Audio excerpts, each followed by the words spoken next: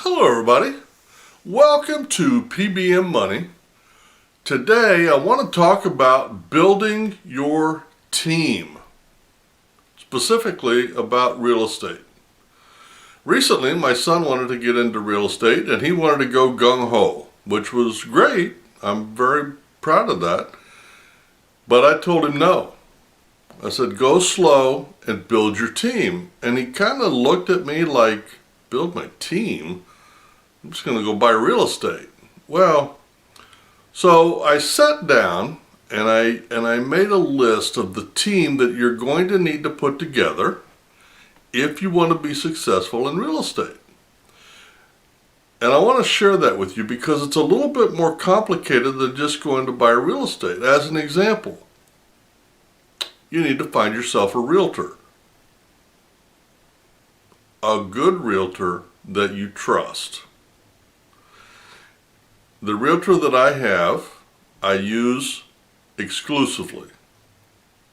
He knows exactly what I want. He knows exactly where I'm at.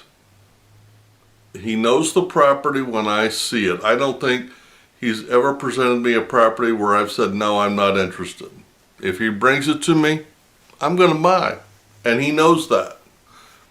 Hasn't done me wrong yet. The next person on your team has got to be your banker. Yeah, your banker.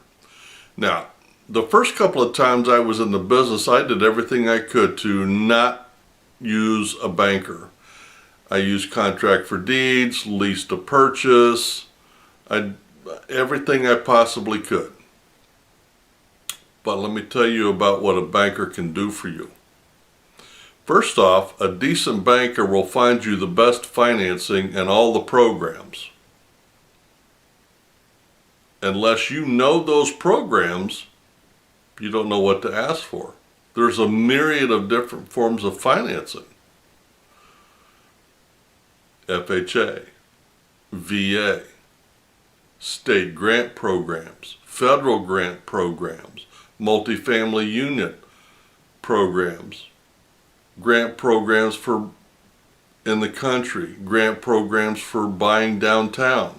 And your banker will know those programs. A good banker is valuable. Also, in order to qualify for certain real estate loans, you have to meet certain numbers, and a good banker will be able to tell you, if, as an example, your income to debt ratio. That has to be within a certain parameter. The next member of your team is your insurance agent. Now, I once hired an insurance agent and I told her this. I said, when I call you and I say I want a binder, I want it within 24 hours. I don't want it when you get around to it. That was many years ago when I was buying real estate. As I said, contract for deed. I needed an insurance binder. I needed other things. I was my own team. I wasn't using people the way that their professions dictated. But a good insurance agent will be able to get you proper discounts. As an example, if you own more than one property and you put them through the same person, they'll get you a discount. Or your property plus your car. But again, get one that you trust. An insurance agent that is willing to work with you is invaluable. Now here's what it's going to sound kind of funny, but the next person on your team is a handyman. Because in real estate, there are a lot of things that go wrong. That do you really want to pay a professional? Changing the faucet on a sink, okay, as an example. Do you really want to pay a plumber $30 an hour plus parts to go change a faucet that should take 45 minutes and he's going to charge you a minimum of 3 hours. Do you really want to go through that? So what you really need to do is you need to find a handyman.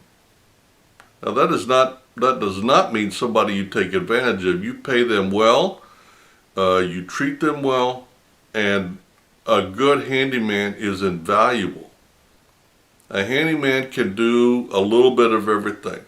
Changing a faucet, changing P-traps, doing all that stuff. Now that does not mean that you have your handyman dig up pipe in your yard to fix it. That's not what a handyman does. A handyman comes in and does the stuff that needs to be taken care of that he's qualified to do. And you pay him appropriately. The next people on your team is going to be a plumber and an electrician. Could be the same person. This is for the jobs that your handyman can't handle.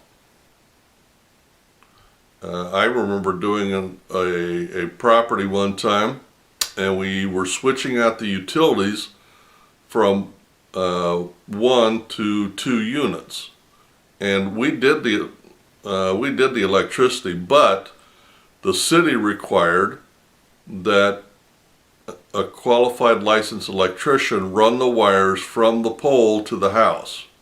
So we hired an electrician, and he came out and he checked our wiring, and he ran the wire from the pole to the house. And I don't remember what it cost. It was many years ago. But first off, we were above board. We played by the rules, and but we needed a professional to make that happen. Another member of your team is going to be a yard guy. A yard guy. Now, it could be a separate person for each property, depending on how many properties you have, or it could be one guy that'll give you a discount if you give him all of your properties. And you say, yeah, but I don't pay for yard work. Well, what about the time between tenants? I mean, in the current market, granted, they're probably going to rent pretty fast. But in a normal market, there's a 30, 60-day window where you're going to need somebody to come in and mow the grass and trim the bushes and, maybe fertilize. But you're going to need a yard guy. And you got to have one for each property. Or, as I said, you could use one company for the entire property. I find it's usually best to use a local guy, because it could be a kid, it could be somebody down on their luck, and they're willing to, and they will make sure that they get you taken care of. Whereas if you join, if you have a company take care of all your properties, they may say they'd be there once a week, but, it stretches into once every 10 days, once, so. But you'll need to add a yard guy to your list of your team. Now the next one is kind of an odd one to think about, but your trash collection. Now first off, if you're not paying for trash collection, you're doing it wrong. Because people will not pay for their trash. They will stack it anywhere, and you get to clean it up in the end. So you need to pay for trash collection. Just figure that into your rent. And but when you pay somebody to come get your trash, as an example, the company that I have, if I pay within a certain amount of time, I save $5 per quarter. Well, that doesn't sound like much, but it's $20 a year that I save by paying my bill on time. They may give you quantity discount, but you'll need to take care of trash removal. The next person on your team is going to be your tax person or your accountant. This is invaluable. And if you use a tax person and you're in real estate, you're going to pay a lot because there's a lot of forms that need to be filled out, and they tend to charge by the form. So after a certain point, it almost pays to have a professional bookkeeper or accountant come in and take care of your books for your real estate. I'm not to that point yet, but I'm rapidly approaching there. And within the next year or two, I am probably going to switch over to my own bookkeeper rather than just have my tax people take care of it. Because right now, I'm providing the information, I'm doing all the info gathering, all they're doing is filling in the forms, and they're charging me by the form. I don't really like that because I'm going to get raked over the coals, and I know that. So I'll probably be on the lookout for a bookkeeper. And lastly, on your team, you're going to need a good attorney. Now, a good attorney, real estate attorney, will be expensive. I'm not sure that I recommend a real estate attorney, but you do need an attorney because evictions, you'll need an attorney to go over purchase contracts, and many other miscellaneous things that come up along the way. As an example, the process of evicting somebody from a property is a multi-facet issue that needs to be taken care of.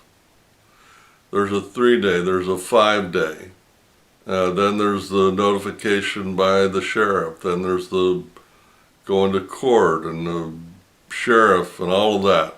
Attorneys will know that. They will jump through all the hoops. A good attorney is not expensive. A good attorney is well worth the money. And I'll give you a quick example. During COVID, I had a deadbeat living in one of my properties, and I could not get him out. And every time I would call the attorney, they'd say, well, the state's still got the moratorium on. Well, he kept his ear to the ground.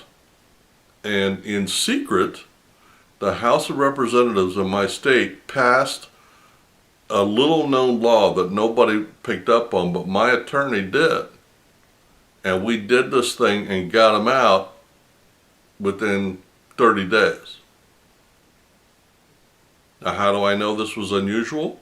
Because when I had the sheriff's department there at the property the day they kicked him out of the house, the sheriff turned to me and he said, I don't know who your attorney is, but I have no idea how you managed to get this eviction done. This is the only one I've seen all year.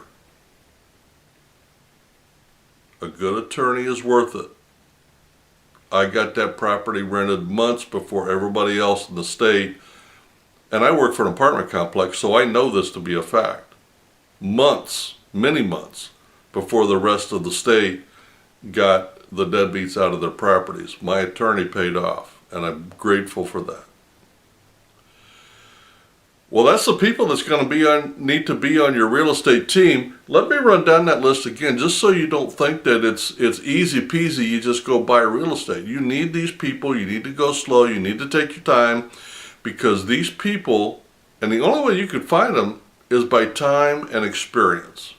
You're going to need a realtor that you can rely on, a banker that will be honest with you, an insurance agent that will be able to offer you the discounts that you need, a handyman who's good at what he does. Then you're going to need some professional people, plumbers, electricians, those kind of folks. Then you're going to need a yard guy. And even if it's just a little teeny yard, you'll need somebody to take care of it. Otherwise, it's just one of those things you have to go take care of. Your trash removal. Find one that'll give you a discount, whether it's a bulk discount or a discount for paying early or on time. Then your tax people, or an accountant, or a bookkeeper. You'll need somebody to take care of your records and to file your taxes for you to make sure you're getting the benefits from real estate that you are entitled to. And lastly, you're going to need a decent attorney. It doesn't have to be top of the knot, top of the heap. It doesn't have to be a specified real estate attorney, but it does need to be an attorney that's willing to go the extra mile for you. Well, that's the people that need to be on your team. Think about that as you go forward in your real estate career.